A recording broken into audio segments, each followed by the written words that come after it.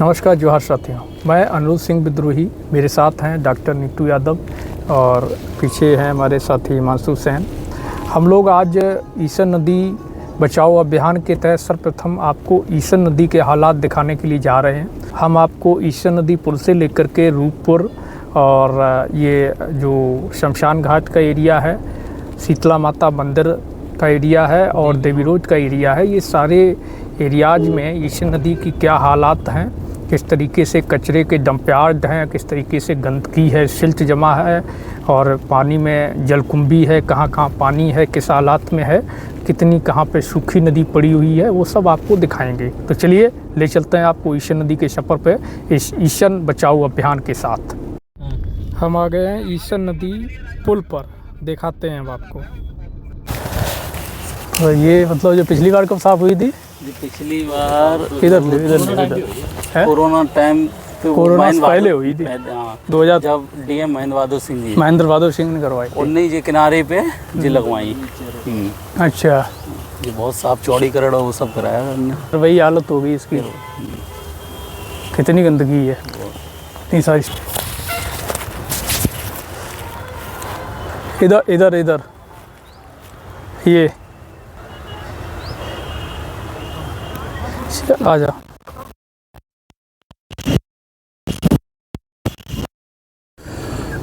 आ गए हैं देवी रोड शीतला माता मंदिर, ईसन नदी का पार्ट 2 जो आपने ले लो दूसरा हिस्सा आपको दिखाने के लिए। यहाँ पर ये ईसन नदी की हालात है, जैसे कि इसमें पट्टियां लगी इसकी, कोई नहर वगैरह पकड़ना है। हाँ वही अंदर घुस के देखते, देखो कितना मतलब यहाँ पर ये पूरा जमा है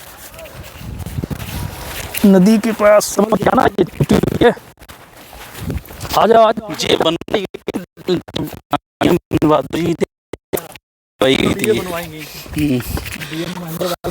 कुछ तो काम कराया, शुक्रिया है यार उनका। बहुत गंदगी। ये देखो, अब यहाँ पे देखिए आप, नदी बंद है, ये बांध लगा हुआ है।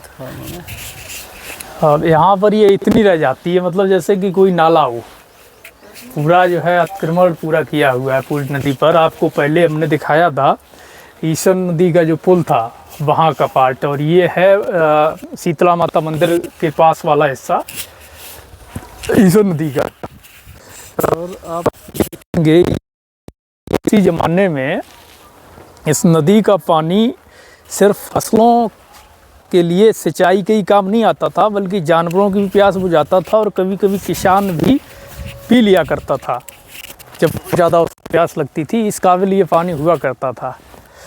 लेकिन आज के हालात ये हैं नीतू भाई, आज मतलब कितना कितना ज़मीन में फसल का नुकसान हो रहा है इस पानी के ना होने की वजह से। हजारों हेक्टेयर फसल का नुकसान हो रहा है इसमें। और कभी ये सुना जाता है यहाँ से बालू भी निकाली जाती थी ज़मीन से। अब यहाँ आपको कई फीट खोदने के बाद बालू नज़र नहीं आएगी, इतनी सिल्ट जमा हो चुकी है। तो ये हालात है इस नदी का। ये जीवनदायिनी नदी है, जिसके नाम से भी मैनपुरी पहचानी जाती है।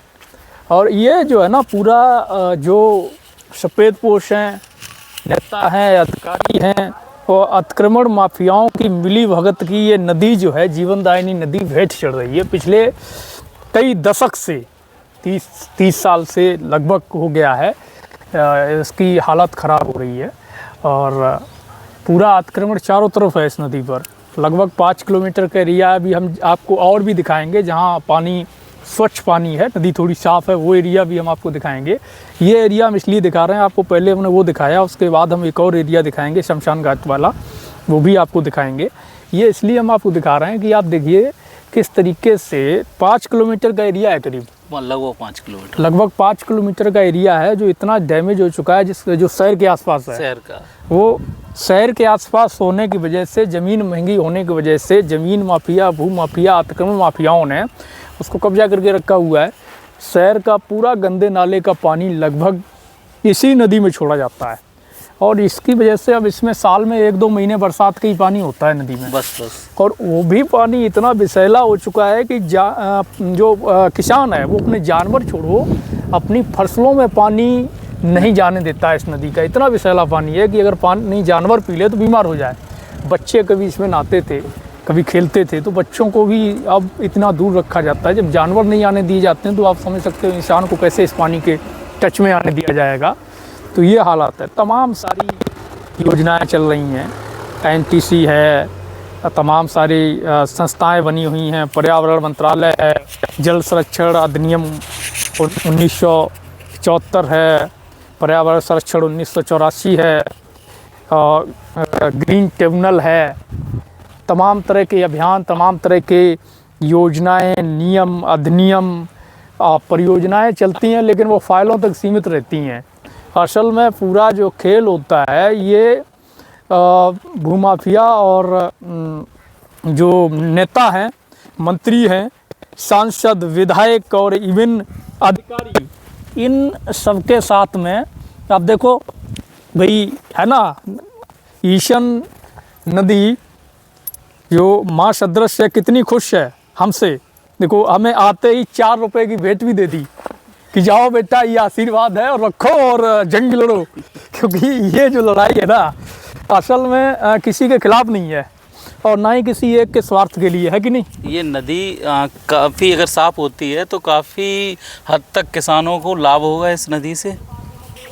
हजारों हेक्टेयर जमीन सिंचाई योग्य पानी मिलेगा यार, और लगभग 60 गांव मैनपुरी के इससे लगते हैं जिसमें इसका पानी मतलब फसलों की सिंचाई करेगा। और ये 317 किलोमीटर लंबी नदी है, एटा ज़िले से एक जगह से निकलती है और बिठूर कानपुर में जाकर के, एटा में भी लोग इसके लिए आंदोलन करते हैं, समय समय पर किसान आंदोलन करता है। और मैंने देखा है छिबरामऊ, तिरवा, कन्नौज में भी किसान इसके लिए आंदोलन करता है। जब गर्मी का मौसम आता है, फसल में पानी देने के लिए उसको पानी चाहिए होता है, मक्के की फसल है, अन्य फसलें हैं, तो किसान वहाँ भी आंदोलन करता है। तो ये असल में ये नदी केवल मैनपुरी के लिए नहीं, अगर देखा जाए तो ये 317 किलोमीटर की जो जीवनदायिनी नदी है किसानों के लिए माँ के समान है। और हजारों नहीं लाखों हेक्टेयर, अगर आप पूरा देखें 317 किलोमीटर कवर करें तो लाखों हेक्टेयर भूमि को सिंचाई के लिए पर्याप्त पानी दे सकती है। और दूसरी सबसे बड़ी बात, केवल सिंचाई का मसला नहीं है, अगर नदियां ख़त्म होंगी तो वाटर लेवल, जो आज हम खुश हैं कि हमारे यहाँ सबसे अच्छा वाटर लेवल है, हमने पूरे देश के कई हिस्सों को घूमा है, कई प्रदेशों को घूमा है और कई लड़ाइयों को हमने, वो लड़ाइयाँ सड़कों पर उतर के लड़ी हैं जिन लड़ाइयों को लोग डर की वजह से फेसबुक या ट्विटर पर बंद कमरे के अंदर कैमरे में लड़ते हैं। हमने उस लड़ाइयों को ग्राउंड पे, ज़मीन पे लड़ा है और ये लड़ाई भी अब हम लड़ने के लिए उतर चुके हैं। तो निश्चित तौर पे ये लड़ाई बड़े लेवल पे जाने वाली है और बगैर इसमें के सौंदर्यीकरण या इसके सफाई और चौड़ीकरण की ये लड़ाई रुकने वाली नहीं है जब तक अतिक्रमण नहीं हटता है। नीतू भाई, पर्यटन मंत्री जी विधायक हैं हमारे यहाँ के, जयवीर सिंह, माननीय जयवीर सिंह ठाकुर जी, माननीय जयवीर सिंह ठाकुर जी पर्यटन मंत्री हैं और इतना अच्छा पर्यटन स्थल विकसित हो सकता है ये ईशन नदी, इसका सौंदर्यीकरण किया जा सकता है। उन्होंने मैनपुरी में काफ़ी काम भी किया है। हाँ, उन्होंने मैनपुरी में काफ़ी पर्यटन के क्षेत्र में काफ़ी अच्छी चीज़ें करी हैं जी। अगर वो थोड़ा सा ध्यान देंगे तो अपनी नदी भी साफ हो सकती है, साफ हो सकती है। मैनपुरी की सांसद भी हैं माननीय डिम्पल यादव जी। बिल्कुल। तो ऐसा नहीं है, हम मिलेंगे, हम ज्ञापन देंगे, जिलाधिकारी महोदय को भी ज्ञापन देंगे और मंत्री जी से आशा भी रहेगी हम लोगों की बिल्कुल कि इस नदी को साफ करवा, विधायक और मंत्री दोनों ही हैं तो निश्चित तौर पे आशा हम रखेंगे, उम्मीद है कि वो करेंगे।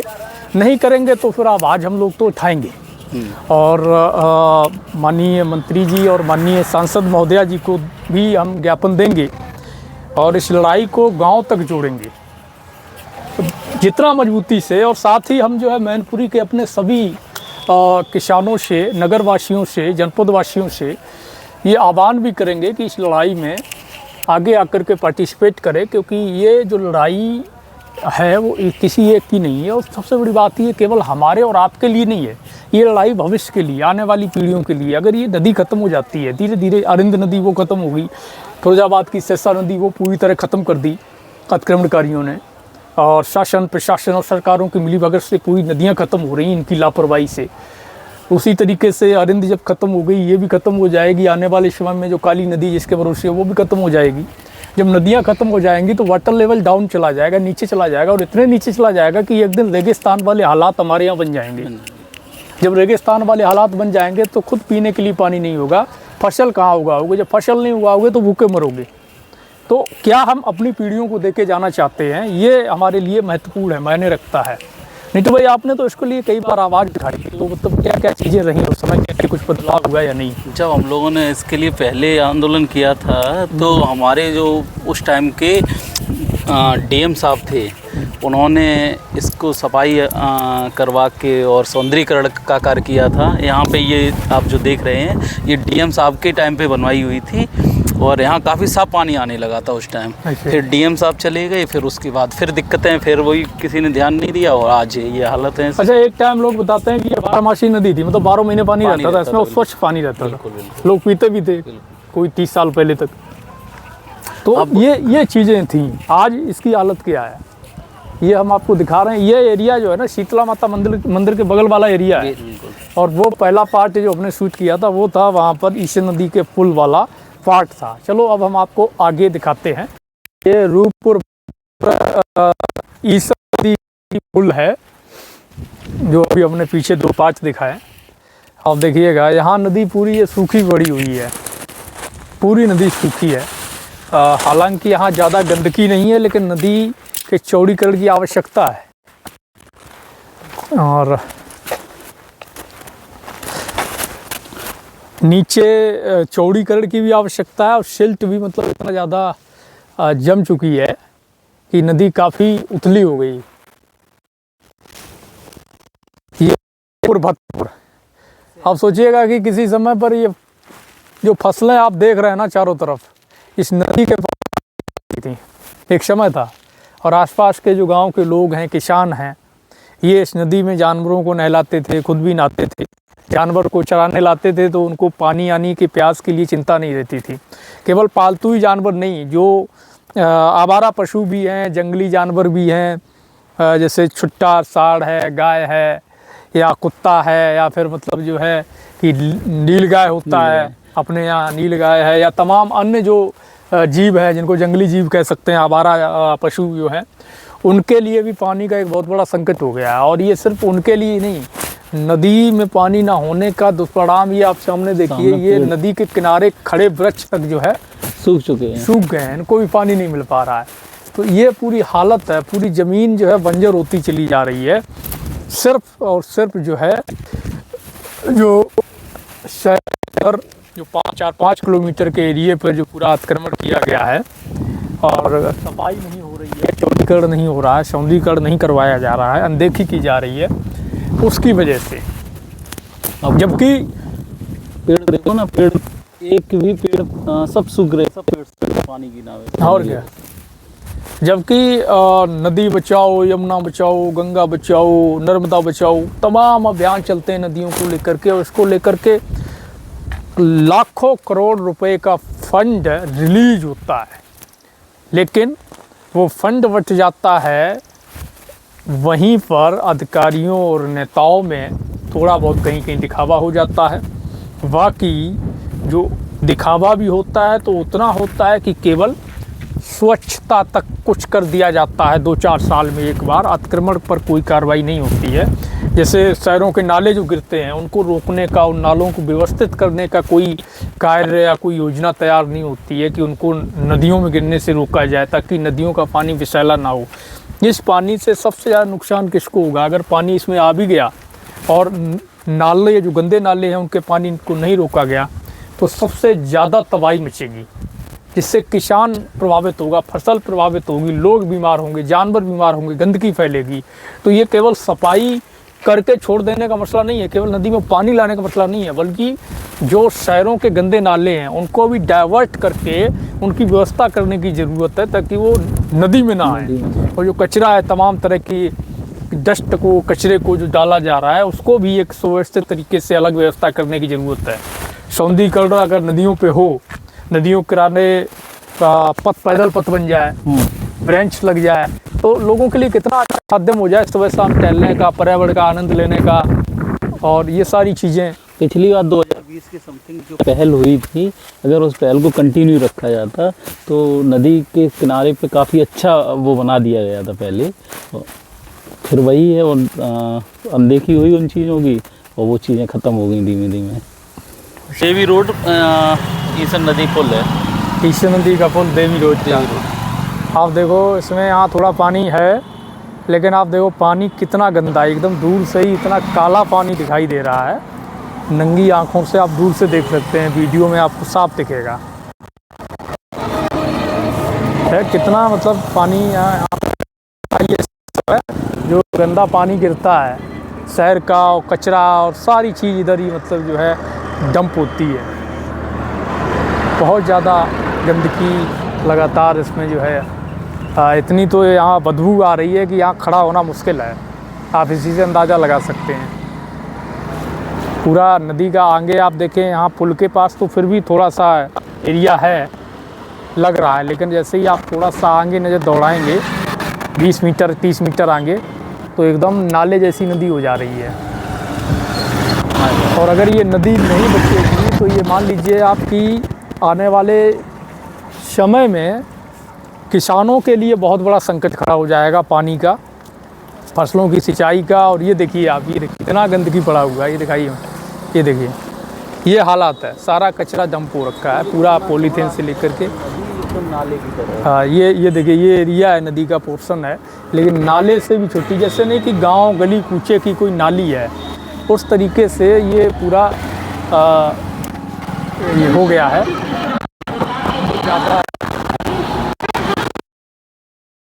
इस पे बिल्कुल भी आता है ये